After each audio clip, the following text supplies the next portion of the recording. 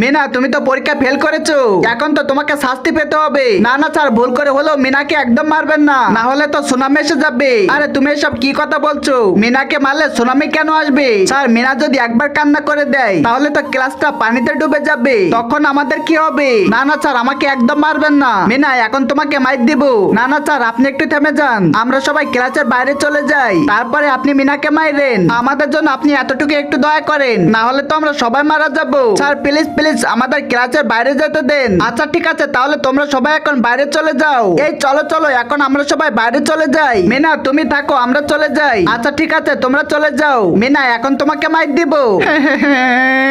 তারপরে মিনা কান্নার পরে যেটি হলো, তার আগে ইন্ডিয়া থেকে হলে লাইক করো, আর বাংলাদেশ থেকে হলে লাইক সাবস্ক্রাইব দুটোই করো, আর তুমি কোন দেশ থেকে দেখছো সেটি কমেন্ট করো। মিনা তুমি একদম কান্না করো না, স্যার তো এখন বুঝতে পারবে স্যারের সাথে কি হয়। আরে বাপরে, সত্যি সত্যি তো এখন সুনামি চলে আসলো।